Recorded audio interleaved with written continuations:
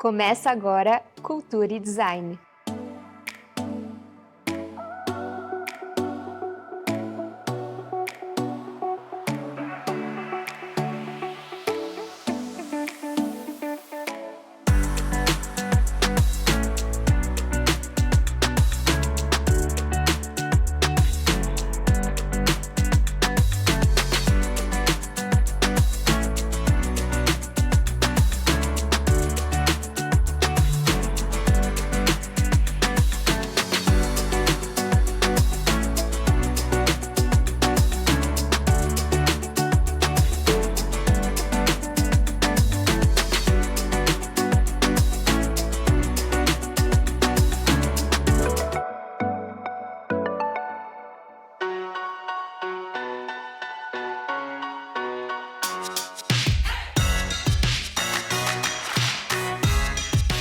Nessa semana, na série Arquitetura e Design no Brasil, Liberdade, Arquitetura e Design em Minas Gerais.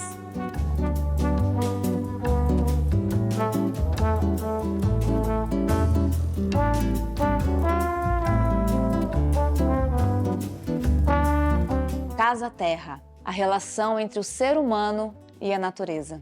Aqui na Casa Terra, quando a gente veio visitar o lugar, a gente teve uma experiência muito especial, porque a gente se deparou com uma mata de aroeiras do lado de uma reserva ambiental. Nós três na Tetra, a gente tem um interesse em comum, que a gente sempre foi muito interessado pela natureza, pela beleza da natureza, né? Eu acho que talvez seja o lugar onde a expressão da beleza ela encontra o seu ápice, assim. E quando a gente veio aqui a primeira vez, esse lugar era tão agradável, a temperatura, a sombra, que a gente não queria fazer nada. A gente não queria construir uma casa aqui. A gente pensou, se a gente construir uma casa nesse terreno, a gente vai perder essas características incríveis que esse terreno tem. O desafio arquitetônico aqui para fazer essa casa foi encontrar o conceito correto. Encontrar um conceito que respeitasse a natureza que já existia aqui. Eu acho que nós, como arquitetos, nós temos a condição de, através dos espaços que a gente propõe, das características dos materiais, das formas, a gente tem a condição de conduzir pequenas mudanças nas vidas das pessoas, no caso da Casa Terra dos moradores. A gente tem uma filosofia de querer fazer uma arquitetura em simbiose com a natureza, aproximar o ser humano do contato com a natureza, e isso faz bem para as pessoas, aumenta a qualidade de vida.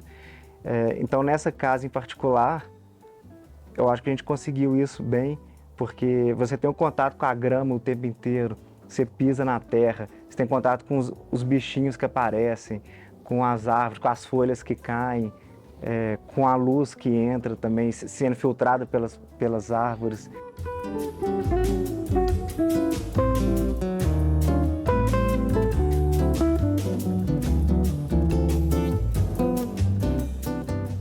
A implantação dela foi definida muito, talvez mais do que pelo onde deveria ser construído, por onde não deveria se construir.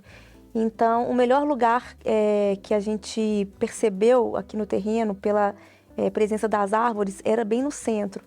Então, a nossa estratégia de implantação foi ocupar o perímetro mesmo, fazendo uma espécie de um C, porém desconstruído, encaixando a casa com uma geometria bem recortada. Então a gente adotou uma estratégia que, para não tirar nenhuma árvore, foi desfragmentar a casa em pequenos blocos, cada um em um canto do terreno, simplesmente ligado por uma marquise completamente aberta. Então, para você andar de um cômodo para o outro, por exemplo, você sai do quarto para ir para a cozinha, você tem que passar no espaço aberto, ou pelo jardim, ou por debaixo da marquise.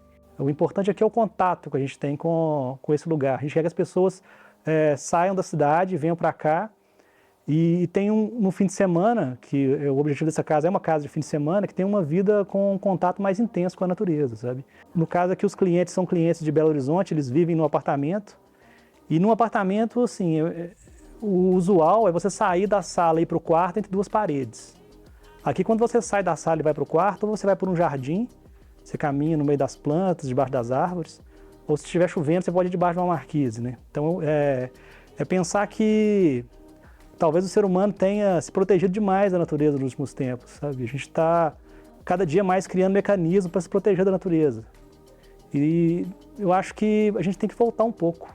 Uma característica que a gente, ao longo dos anos e que a gente vem fazendo projetos, a gente tenta, às vezes, parar e entender o que a gente tem feito e tentar achar características comuns entre os projetos.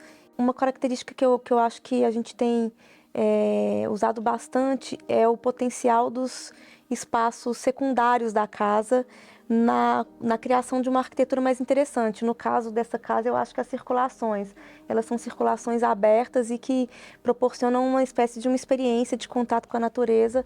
Enquanto você circula pela casa, vai de um ambiente pelo outro. E a gente viu que o melhor lugar aqui seria o meio do terreno. Então a gente coloca a cozinha, porque como é uma casa de fim de semana, eu acho que a cozinha é o espaço mais importante no fim de semana. Então ela ocupa esse meio do terreno junto com a piscina.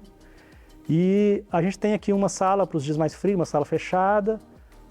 E a suíte, no caso, o quarto principal, ele fica nos fundos do terreno, que é onde tem mais privacidade. O conceito permite qualquer tipo de modificação. Poderia se acrescentar um quarto, tirar um quarto, mudar as coisas de lugar, porque o conceito se adapta a isso, à natureza e ao desenho. Então, a partir do momento que a gente conseguiu fazer esse conceito, foi muito fácil. Os clientes, quando eles procuraram a gente, eu acho que a maioria dos clientes procuram a gente, sempre tem em mente as referências de arquitetura moderna, porque vê a Tetro como um escritório que faz casas contemporâneas, né? Mas sempre vão assim, com uma ideia de que nunca sabem o que vão encontrar. Porque cada projeto nosso é uma surpresa, né? Cada projeto é um conceito novo. Então é sempre uma surpresa, mas tem referências, né? A gente mostra fotos de projetos que conhecem, projetos contemporâneos. A nossa visão de contemporâneo tem muita relação com a arquitetura modernista, mas tentando ir além um pouco e pensar a arquitetura realmente como uma resposta muito pontual a um contexto muito específico de lugar e de pessoas mesmo.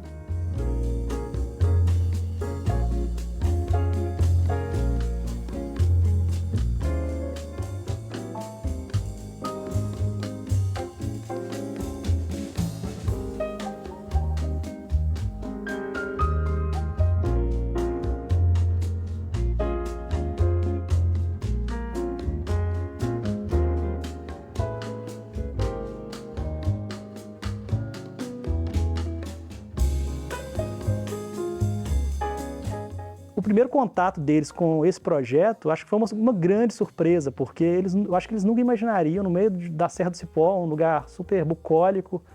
E a gente tem uma forma super expressiva, que é essa laje com ângulos, mas ela nada mais é do que uma resposta aos vazios entre as árvores. Ela é como se fosse uma consequência de se ocupar esses vazios, e é isso que gera a arquitetura.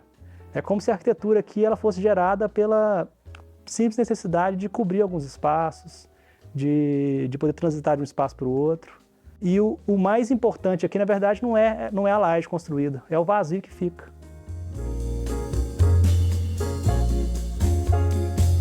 Ei, eu vou ali buscar uma pipoquinha e a gente já volta. Não sai daí, hein?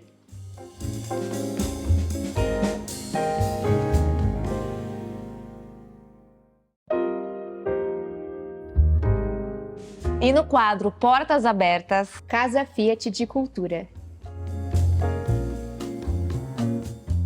A Casa Fiat de Cultura é um dos principais centros culturais do Brasil. E a gente, é claro, foi lá conferir para vocês. Desde a chegada no Brasil, a Fiat sempre investiu em cultura.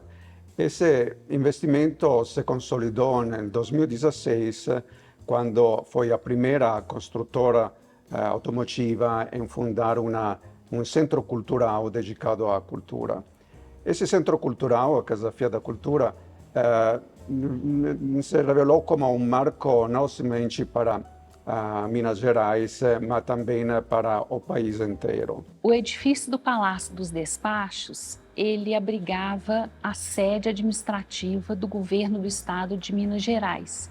Isso aconteceu até o ano de 2010, quando então a Casa Fiat de Cultura assumiu a responsabilidade de revitalizar o prédio que é tombado pelo patrimônio e que possui características modernistas. Esse processo de revitalização foi uma obra que envolveu mais de 100 profissionais, entre arquitetos, engenheiros, conservadores, urbanistas, pesquisadores, onde nós mantivemos as características originais do prédio, mas fizemos uma adaptação para que a Casa Fiat oferecesse a infraestrutura de padrões internacionais para abrigar grandes mostras e atividades culturais e educativas. Foi também uma forma de agradecer a como foi acolhida a Fiat desde o seu começo em Minas Gerais e no Brasil. As grandes exposições, inicialmente, eram apresentadas no eixo Rio-São Paulo. Com a instalação da casa em 2006, passamos a colocar Minas nas grandes agendas culturais do Brasil, trazendo exposições de artistas consagrados, de museus de todo o mundo. Vale a pena lembrar alguns números que representam a nossa realidade. Ao longo dos 16 anos, a Casa Fiat da Cultura organizou 70 exposições que receberam 3,5 milhões de visitantes. Isso representa para nós um grande orgulho. Também participaram mais de 500 mil pessoas em atividades de formação dentro da atividade organizadas pela Casa Fiat da Cultura. A Casa Fiat de Cultura mantém em exibição permanente a maior obra de Portinari em Minas, que é o painel Civilização Mineira, de 1959. A obra, ela traz uma paisagem barroca e moderna, porque ela retrata a transferência da capital de Minas Gerais de Ouro Preto para Belo Horizonte.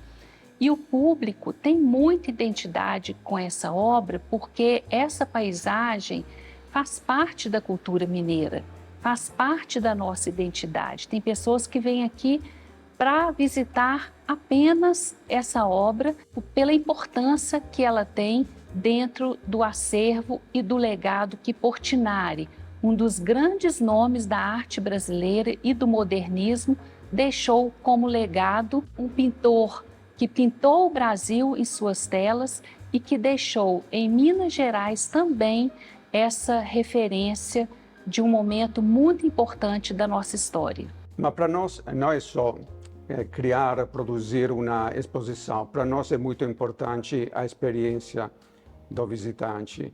É por isso que o cuidado é muito grande no que é o aprendizado ao longo das nossas exposições.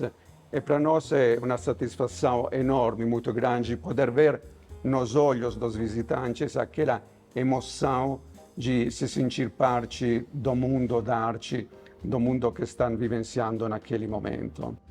A Casa Fiat de Cultura tem um núcleo dedicado à acessibilidade para pessoas com deficiências visuais, auditivas e outros tipos de necessidades.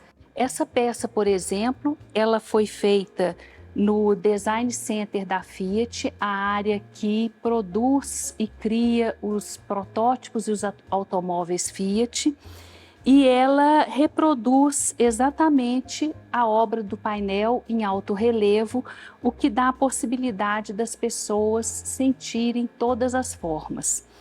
Há uma explosão das cores para que pessoas de baixa visão, utilizando também lupa, possam enxergar e perceber e sentir e desfrutar também dessa fruição de uma obra de Portinari. Aqui a gente tem a possibilidade de ver todas as camadas que foram feitas por Portinari nessas obras, né? A profundidade que ele utilizou na sua criação e também a forma como ele construiu a obra, que é uma obra de grande dimensão, feita com 12 placas de madeira, onde, através desses encaixes, a pessoa pode ver como que o artista compôs a obra emendando essas placas e que se transformou nesse grande painel. Ana, muito obrigado pelo convite. Você falou em muito colorido. Eu adoro colorido. Eu quero já pegar aqui. Leblon, O que foi? não pode tocar. Isso aqui é uma exposição, cara. Ah, mas não pode tocar a exposição? Pois a gente vai... Essa exposição, a gente está fazendo o percurso contrário dos grandes museus, das grandes obras que realmente não podem ser tocadas. Aqui, a nossa etiqueta, a nossa legenda é, por favor, toque nas obras. Eu vou ser o primeiro, então, com licença. Esse aqui eu vou vestir. Você decide como você quer se vestir, se transformar e se sentir também como uma obra de arte.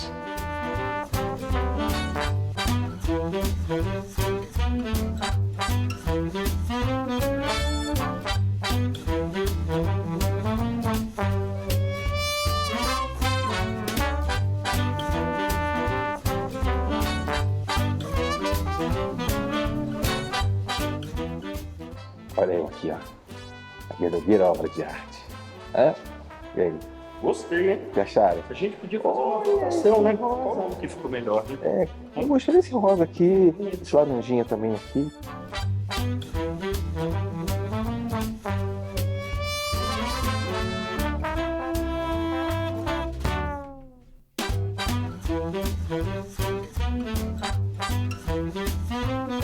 Opa!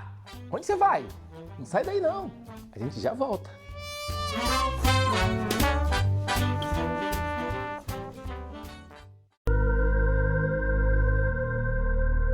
E no documentário de hoje, Moda Sustentável, um desafio.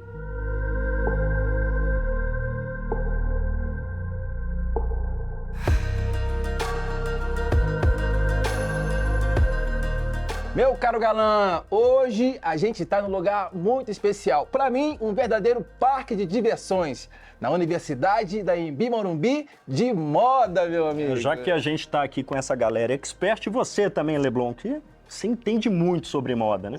Que beleza. Bom, quando a gente fala em processo de criação, principalmente pensando no âmbito do design, a gente tem metodologias diversas e bastante complexas. Então, eu não diria uma metodologia ou um processo apenas envolvido, é um conjunto de vários processos.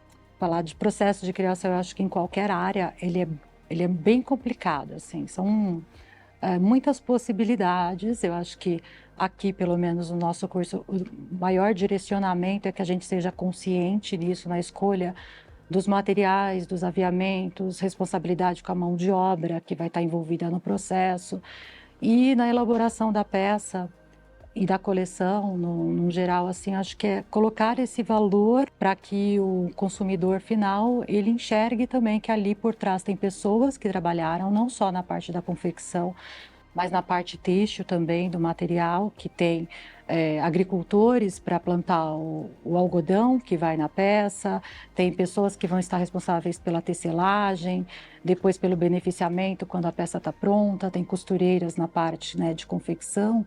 E a parte criativa, que a gente fala que é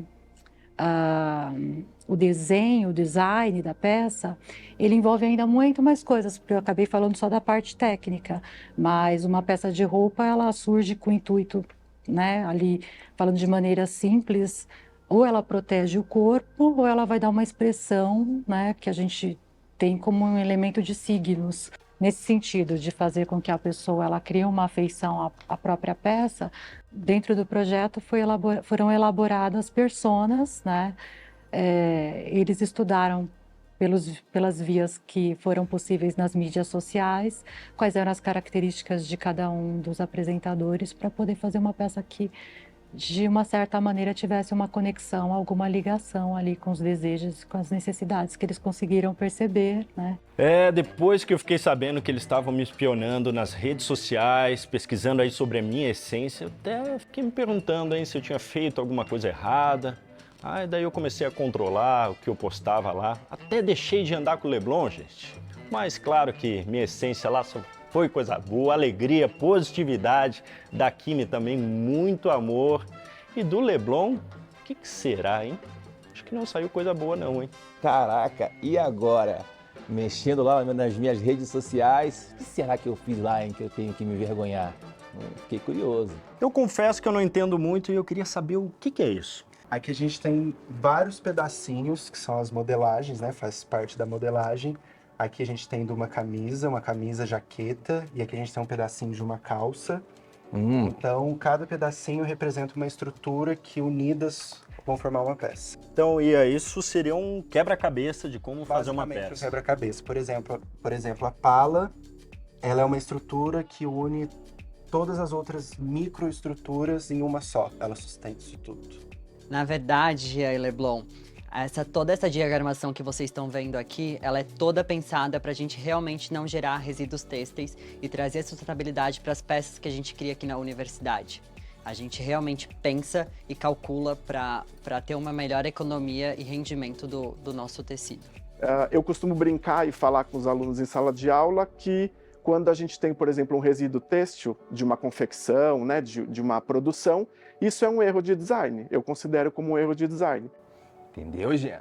Tem todo um social envolvido, não é só pegar e colocar uma manga, a parte da frente, estampar e bola para frente. Quanto tempo demora desde a ideia até o produto final? Então, a ideia, ela é muito complexa, porque primeiro a gente tem que estudar a pessoa que a gente vai vestir, que a gente vai confeccionar, depois entender como funciona a vida dessa pessoa, o estilo de vida dela. Olha. E depois a gente parte para os cálculos. Você vê quanto aquela pessoa tem de cintura, circunferência de cintura, altura de busto, de perna, e começa o trabalho de matemática básica. Adiciona 2 centímetros, subtrai 3 centímetros, régua, curva, fita métrica e por aí vai. Então isso é fácil, a gente já vai começar aqui, ó, o Leblon aqui, 2 palmos aqui, mais 1 palmo aqui. A gente já pode, eu vou produzir a pala para ele. Vou usar uma fita métrica, deixa de ser grosso, ó. Aqui é tudo, ó, milímetro por milímetro, centímetro por centímetro, né, esse ano? É isso. A gente mede o ombro, coloca aqui pra gente ter a altura do encaixe perfeito da cava, para não apertar. É um trabalhão. É um trabalhão. São muitas etapas, muitas questões, né, para serem decididas, e que é uma coisa muito séria, embora a gente, né, seja todo um glamour em volta disso, assim, né?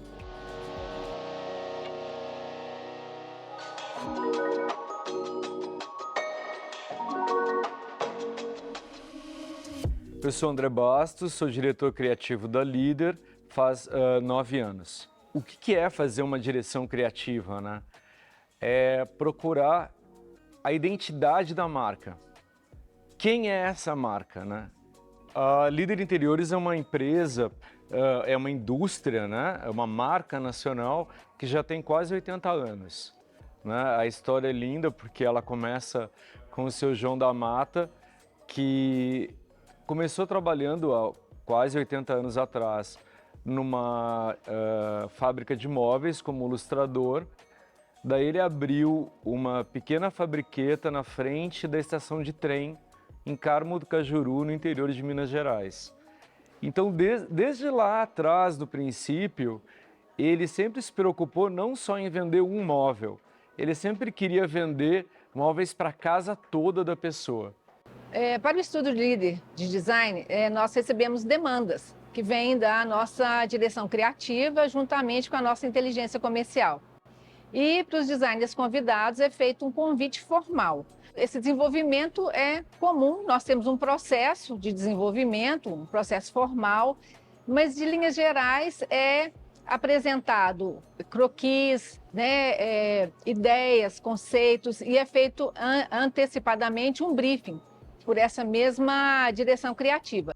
Então, hoje a gente vive um momento onde a Líder é reconhecida no Brasil inteiro como uma empresa que trabalha com design autoral, designers brasileiros, que tem uma identidade muito forte e que trabalha com um preço acessível. Né? É uma marca que tem um design e uma qualidade muito boas com um preço acessível. E para ter um bom design, que é o que, na minha opinião, leva o produto a ser mais atemporal, tem alguns princípios, né, que nós fazemos o possível para seguir, que é ser um produto aliado à tecnologia, né, sendo inovador.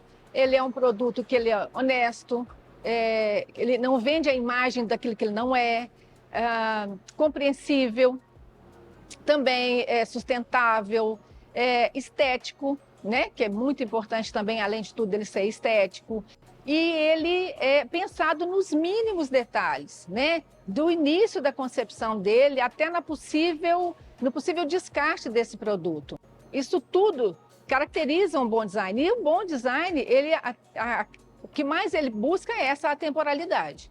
Desde que a gente começou o trabalho da marca, a gente elege valores, né, para a marca. A gente fala que a marca é solar, porque o Brasil a gente tem um céu azul quase o ano inteiro, coisa que não tem, você vai na Europa, às vezes em Londres, 3 da tarde está escuro. Então, é uma marca solar também porque o brasileiro é afetuoso, também porque o brasileiro quer cuidar.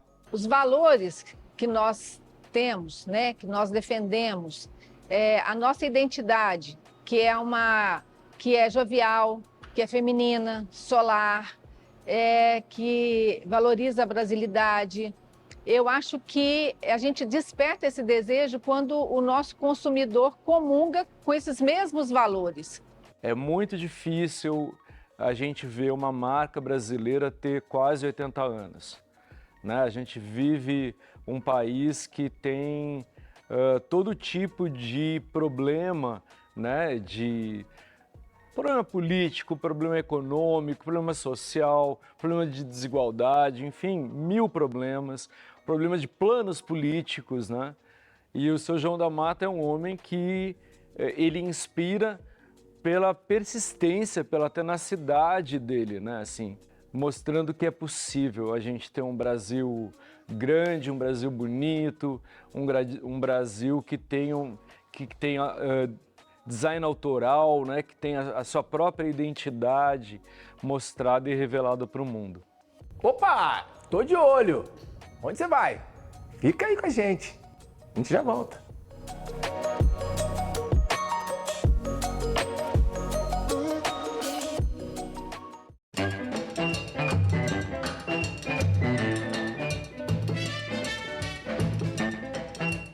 Meu caro Leblon, você que é um expert do Você Sabia, mas essa eu garanto que você não sabia. Poucas coisas eu não sei, hein? Mas olha só, você sabe o que é esse elemento aqui, não sabe? Claro que eu sei, o sutiã. Sutiã? Falei que eu sabia. Você acertou a primeira, mas me diz uma coisa, o que tem de material aqui dentro? Tem um tecido, tem aquela almofadinha para deixar confortável. Aí, ó, tá tudo certo. Acertei mais uma. Tudo bem. O que mais? Eu diria que tem aqui o feixezinho aqui, ó, entendeu? Para poder, né, atar. E se eu te falar que aqui dentro tem aço? Aço no sutiã? Aço no sutiã. Como assim, meu caro? Essa haste aqui, ó, que é para dar, sabe aquela sustentação, aquele embelezamento mesmo? E aquela levantada. Isso. É feito de aço? Hein? Feito de aço. Muito bem. Eu vou te confessar que essa eu não sabia, meu caro Galã. Obrigado. Você sabe porque a Líder em Aços está fazendo o maior investimento do setor no país? Porque esse é o nosso compromisso com o Brasil. Transformar a construção junto com o André, alçar novos voos com a Jennifer e ser a parceira das pequenas e grandes histórias do país, criando, junto com você, as soluções para um futuro melhor.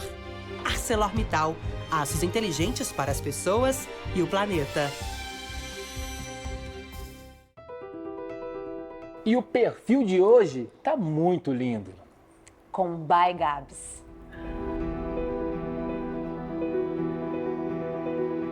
Foi uma grande mudança o By Gabs na minha vida. Eu acabei estando sempre pro lado de exatas. Nos trabalhos também sempre segui mais com números. E eu nunca tinha experimentado essa parte de criar, de prestar atenção nos detalhes e até de trazer emoções no trabalho. E eu comecei a fazer esse trabalho de coach e um dia ela falou para mim, olha Gabi, para você ativar a sua intuição é muito importante ter um hobby, ter um momento que você consegue extravasar, fazer coisas que você nem vê o tempo passar. E eu falei para ela, bom, eu gosto de correr.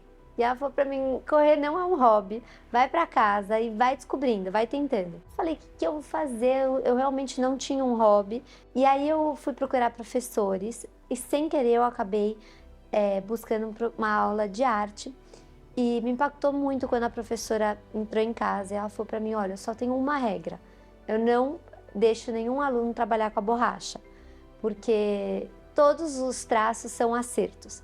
E aquilo me trouxe uma paz, assim, de pensar, eu sempre fui super perfeccionista, e pensar que eu nem poderia usar borracha, nossa, eu me soltei naquela aula, e eu comecei a ter isso realmente como um hobby. E esse trabalho foi um trabalho que eu comecei pintando e ela fez uma provocação para mim sobre empatia, sobre como a gente conseguiria ver vários ângulos de uma mesma situação. E ela falou, faz um desenho, recorta ele inteiro e corta ele de outro jeito. E na hora de fazer isso, eu decidi dobrar, não tinha nem tesoura na hora, e dobrei e eu gostei de como ficou o resultado. E aí eu comecei a experimentar, a criar, e foi aí que surgiu o primeiro trabalho, que chama Empatia, e que realmente tem essa vontade de lembrar a gente de olhar tudo através de vários ângulos. E todo o trabalho que a gente desenvolve fala muito sobre essa oportunidade da gente enxergar outras coisas. Então, isso é uma marca pelo nosso trabalho, é um exercício que a gente quer trazer para dentro de casa, para dentro da vida das pessoas, e é um exercício que mudou muito a nossa vida. Eu falo nossa porque o By Gaps sou eu e a minha mãe, a gente é sócias. É um trabalho que, vindo da Gabi, ela briga comigo porque ela fala que eu falo que vem dela. Na verdade, vem dela e eu complementei todo momento, e a gente é complementar mesmo, mas eu acho que esse trabalho dela é uma luz. Assim como a Gabriela, talvez é uma coisa assim que qualquer mãe fala dos seus filhos, mas eu estou falando aqui como mãe, como amiga, como sócia e como admiradora do que ela faz. E toda hora a gente se puxa a olhar uma coisa diferente. E é um exercício mesmo. Além de ter a coisa da perspectiva, a gente usa muita cor. E a gente sempre foi super básica, cores básicas. E quando eu comecei a pintar, engraçado, eu queria usar cor. Então as primeiras que eu fiz foram com os rosas. E eu comecei a ver como conviver com essas cores me trazia alegria. A arte é o que veste a casa, né? São os acessórios. Então, arte, design, é a oportunidade que as pessoas têm de trazer identidade. Então, eu acho que hoje a conversa é assim: tudo pode, contanto que você ame dentro da sua casa. Acho que não tem espaço mais para coisas que você só enxerga um valor, financeiramente falando. Acho que tem que estar junto, né? Pode ter uma coisa super de valor, mas você tem que amar. O Leblon, ela podia ter mandado, né, pra gente, aqui pro nosso estúdio, uma peça maravilhosa, gente. Concordo. Nossa, uma obra de arte, né? Uma obra de arte, colocar aqui do ladinho. Ah, que bonitinho. Encaixar. Aqui, né? Aqui, ó. Lindo. Ainda dá tempo? Dá. E hoje, no quadro Design Humanizado, Lara Kaiser vai nos apresentar sobre o fascinante universo das construções, a evolução de uma obra e a inteligência das práticas adequadas. Gabriel, mais e mais a gente vem tendo a oportunidade de trabalhar com os mockups dentro de obras, né? A gente já vê isso acontecendo no corporativo, no residencial, né, que são os estandes. E em healthcare, essa temática, essa cultura, ela vem acontecendo nos últimos tempos. Em alguns projetos, com alguns clientes, muito mais, e outros nem tanto. Eu gostaria de saber de você, na visão da Rocontec, quais são os benefícios que você teve nas suas últimas experiências? Bom, Lara, a execução do mockup é super importante, né? Tanto para o construtor, quanto para o designer e também para o cliente. Na parte do construtor, a gente vai conseguir pensar e planejar exatamente os locais de fácil acesso para uma manutenção posterior. Na parte do designer, A gente vai conseguir testar vários tipos de acabamento, com propriedades de fácil limpeza, acabamentos mais decorativos, enfim. E para o cliente, ele vai conseguir enxergar, como se fosse uma maquete em escala 1:1, o que realmente ele está recebendo de desenho, de projeto, né? Então, muitas das vezes, os clientes, eles não têm uma visão, uma imaginação espacial, né, do que está projetado, e ele consegue, dentro do mockup, ele consegue se situar e entender o que está sendo especificado, entender como vai ser o fluxo, enfim. Diversas diferenças e diversas importâncias para cada participante do processo, né? Tanto o construtor, quanto o designer e quanto o cliente. No aspecto do design, é importante para o designer que ele está garantindo que as especificações, que tudo que ele trouxe para esse projeto está com a qualidade que ele gostaria. Para a obra também é poder mitigar problemas que venham a ter. Então você testa antes de seguir com a obra. E para o cliente é também a garantia do que ele esperava. Exatamente, certo? exatamente, do que ele contratou, que ele imaginou, e tudo relacionado à funcionalidade dos materiais, a você poder fazer uma manutenção fácil e rápida, sem ter que isolar o ambiente, sem ter que interditar, enfim, é tudo... É um misto de planejamento com criatividade e o sonho do cliente, né? Para você, o mockup ele é um custo ou ele é um benefício? Com certeza absoluta, ele é um benefício, ele é um investimento muito benéfico para ambas as partes e principalmente na conquista do cliente, né? O cliente ele vai se sentir muito bem atendido, ele vai conseguir visualizar tudo o que ele gostaria, com certeza absoluta é um investimento. Luiz, sobre o processo de pré-construction, o que você entende que seja o melhor modelo entre os gerentes do projeto e a própria construtora e seu time para que a gente tenha um projeto mais equalizado? Vamos lá, Lara. Assim, eu acho que isso é uma coisa, um diferencial bastante grande quando a gente tem a oportunidade de participar desde o início, que é conseguir desenvolver o projeto desde que ele está nascendo.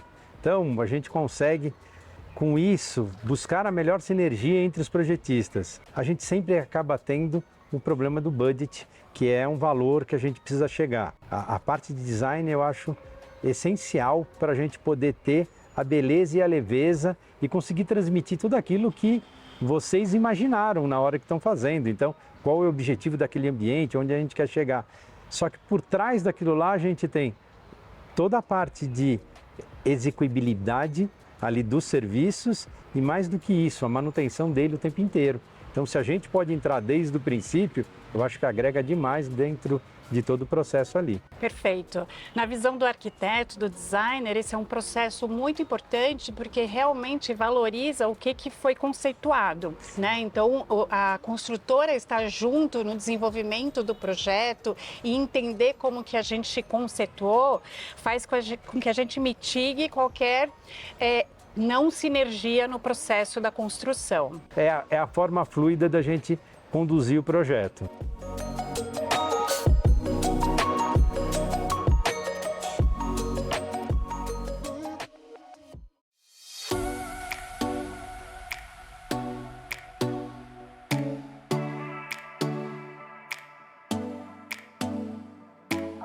Tudo bem, turma? Hoje a gente vai fazer um panino. Panino quer dizer sanduíche em italiano. Quando você vem em algum lugar, panini, lembra que eu falei no programa passado? É plural. Plural ou diminutivo. No caso é plural. Então nós vamos fazer um panino. Para hoje a gente vai usar um pão feito com farinha integral italiana. Olha que legal. Ele é um pão chapado e esse pão é conhecido como ciabatta. A gente vai precisar, que eu já fritei, uma bela milanesa de porco, tá? Eu vou colocar também um pouco de rúcula, sempre dá um frescor, é sempre gostoso. Tomatinho não pode faltar. Então eu assei esse pão em forno a lenha. Ó, é durinho mesmo, para dar o croque-croque. Deixa eu te contar um detalhe, diretor e galera. Essa maionese aqui, ó, que eu vou passar é a maionese do Lorenzo. Por que eu falo maionese do Lorenzo? Porque quando ele fez a competição do MasterChef, que ele ganhou, o MasterChef Júnior em 2015, ele criou uma maionese lá, que muitos dos pratos das entradas, como polpetta, como arancine, aqui no Folha, a gente coloca juntos. Num próximo programa eu vou mostrar para vocês como se faz polpetta e arancine. Então a gente vem para cá, elege o fundo e a tampa. Reparem, parece bobagem quando você faz um pão na tua casa. Este é o fundo, este é a tampa. Então vamos lá. Maionezinha, tudo que você faz, você dá uma balançada antes. Ó que legal. Não regula não, hein? Isso você pode ter em casa, do mesmo jeito, não tem problema. Porque ele consegue, não é milimetricamente, levar onde você quer o teu sanduíche, as tuas misturas. Eu vou pegar a rúcula aqui, ó. O que eu vou fazer? O que eu falei para vocês? Eu coloco um tempero que eu já fiz, nada mais é do que vinagre e azeite juntos. Tempero, para que isso na carne de porco vai sair bem. Pimentinha do reino para quem gosta. Eu vou levar a minha milanesa, perfeito.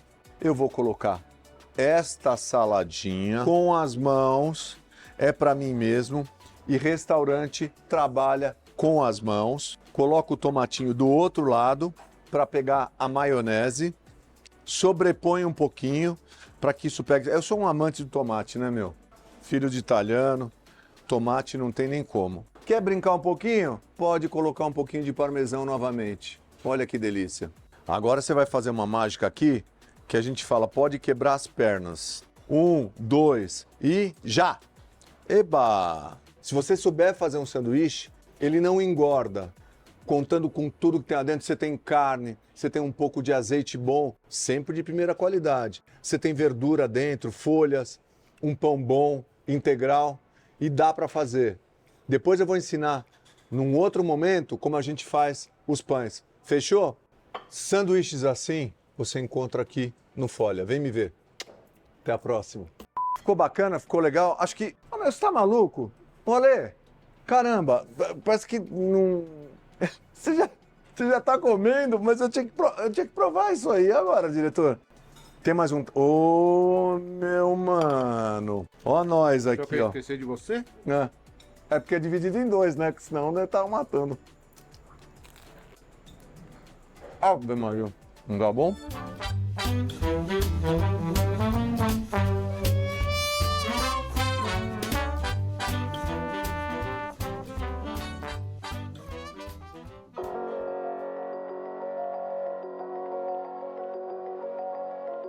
O Cultura Design aqui em Minas Gerais, a viagem está incrível. Hoje, especialmente, a gente está aqui em Brumadinho, no famoso Instituto Iotim, um dos maiores museus de arte contemporânea a céu aberto do mundo.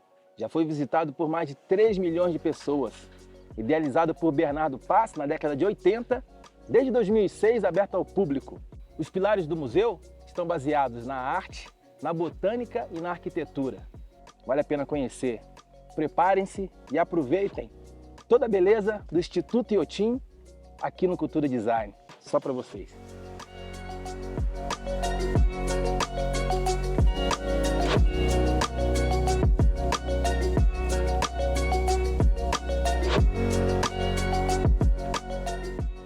Tudo em Iotim é monumental, né? Acho que a instituição ela tem uma constituição nas suas diversas frentes, né, de acervo, de botânica, enfim, que faz com que ela seja muito única e muito singular.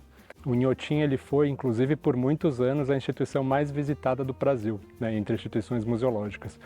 E isso é um dado realmente excepcional, quando a gente entende que é uma instituição que não está inserida no contexto urbano e que exige um deslocamento, né, para estar aqui presente.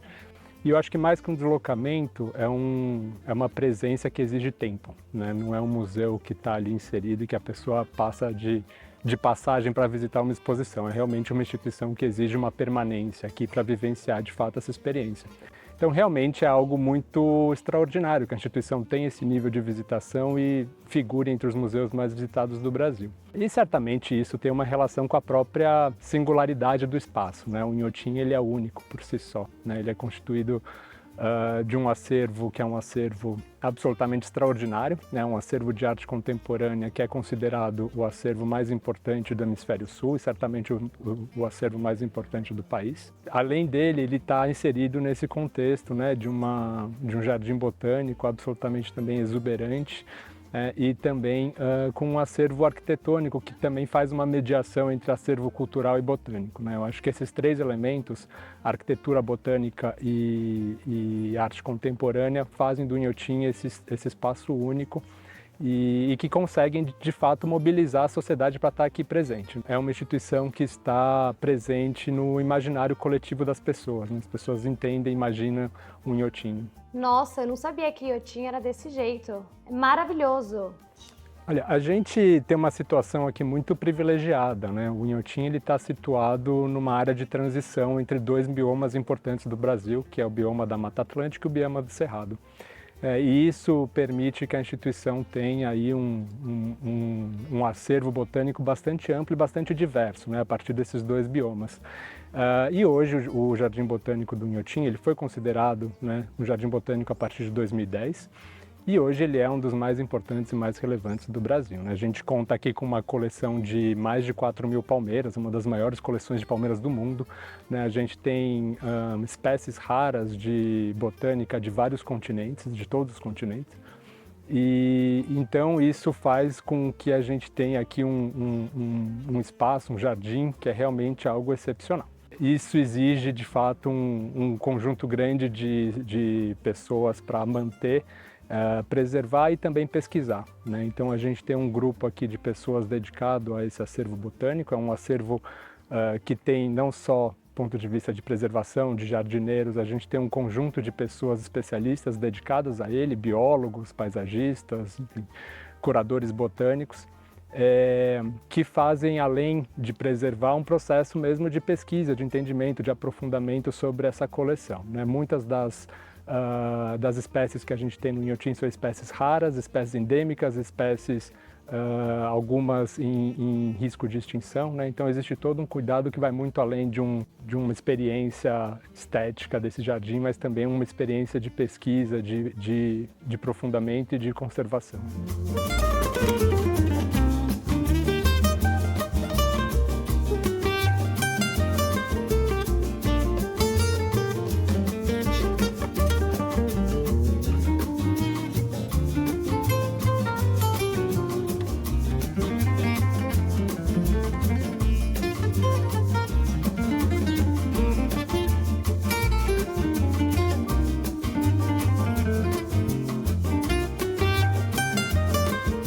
E além do ponto mais alto do Instituto Inhotim, olha que privilégio, estou diante da obra de Robert Irving.